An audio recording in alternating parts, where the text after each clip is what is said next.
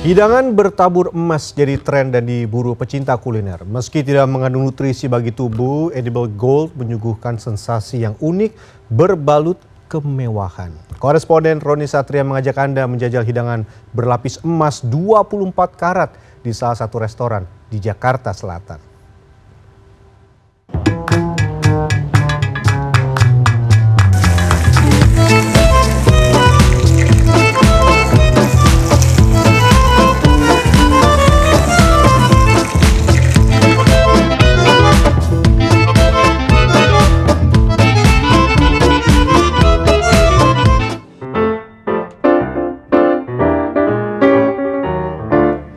Kilau emas ini begitu menyilaukan. Tapi di saat yang bersamaan, emas ini justru menggugah selera. Saya tergoda untuk menjajal hidangan unik sekaligus mewah ini. Biasanya emas untuk perhiasan, tapi ini untuk dimakan. Gimana rasanya ya?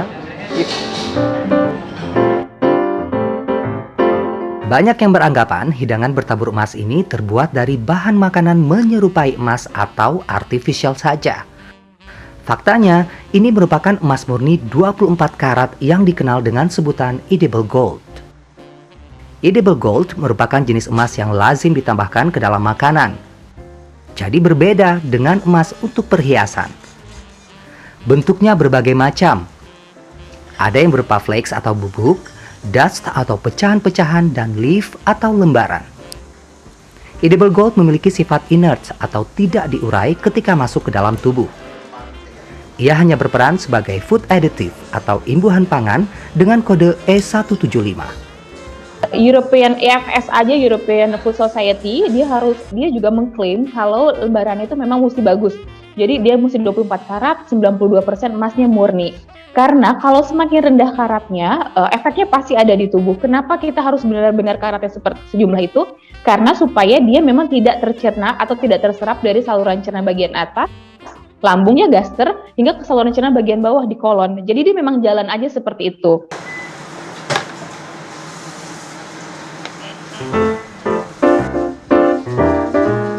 Olahan steak ini menggunakan Australian Black Angus bone-in rib eye atau daging di sekitar tulang iga atau rusuk sapi. Banyaknya lemak pada potongan daging membuat teksturnya menjadi lembut dan juicy. Setelah di-grill, daging dibungkus dengan edible gold leaf. Harga edible gold leaf terbilang cukup mahal. Dalam satu pack terdapat 5 lembar seharga $24 Amerika Serikat atau sekitar Rp350.000.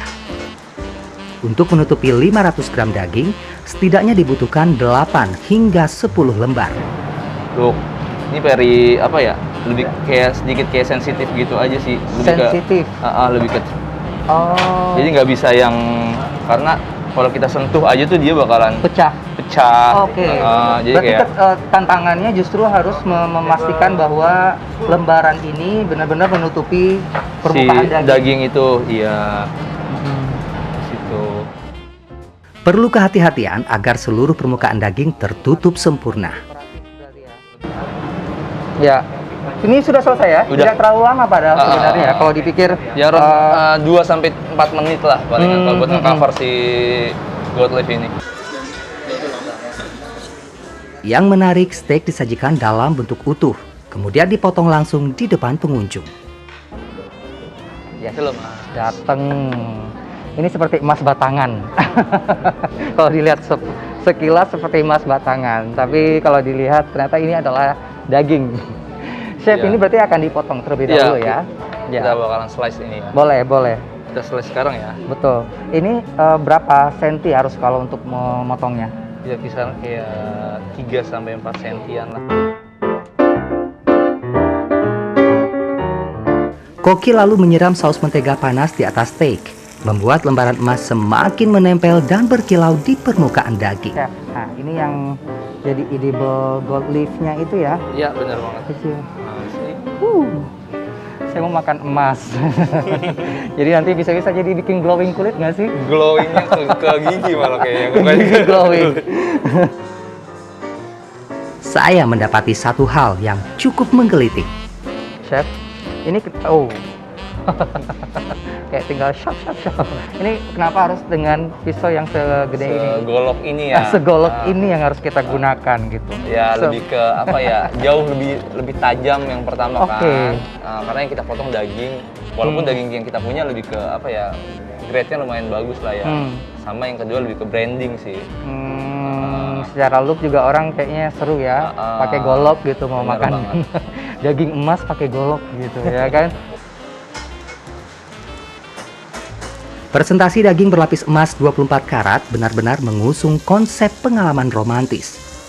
Itulah mengapa menu ini hadir untuk memanjakan pengunjung, khususnya bagi mereka yang datang bersama pasangan.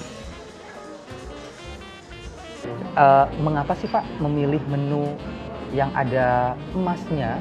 Yang kalau emas kan kita buat perhiasan ya. Sebenarnya kenapa kita pakai gold? Gold itu kan sebenarnya melambangkan prestis gitu ya, something Oke. yang berharga gitu kan. Yang basically kalau dicicip coba Gak ada rasanya. dia nggak ada rasa, iya kan? Iya. Nggak, jadi sifatnya dekoratif, ya nggak Iya, sih betul. Pak Vino? Betul. Tapi sifat dekoratif dicari orang. Harga yang ditawarkan terbilang fantastis. Meski lembaran emas tak ada rasa, juga tak ada nilai gizinya. Rasa dia tidak ada kandungan nutrisinya, dia tidak memiliki efek jangka panjang. Jadi ya, sedangkan tubuh kita butuh makronutrien dan mikronutrien. Jadi kalau tidak ada ya seperti percuma, ya nggak apa-apa, hanya untuk dinikmati saja, tidak ada masalah gitu. Kendati demikian, harga yang ditawarkan sepadan dengan kesan yang ditorehkan. Karena rasa penasaran doang sih, rasa penasaran makanya saya coba. Modelnya kayak unik aja ya, modelnya kayak unik. Nah, saya baca review dari yang lain, katanya makanannya juga enak meskipun mahal. Nah, selesai makan saya juga dikasih balon. Di sini balonnya bisa dimakan. Jadi nggak hanya emas yang dimakan, balon pun bisa dimakan. Jadi semua bisa dimakan di sini. Mungkin gelas juga bisa dimakan kayaknya. Gelembung balon yang dihasilkan dari helium ini juga aman dikonsumsi. Lapisan balon terbuat dari gula dan tangkainya dari kulit apel. Lelehan gula pada balon tak hanya lumer di mulut, tapi juga lengket di bibir.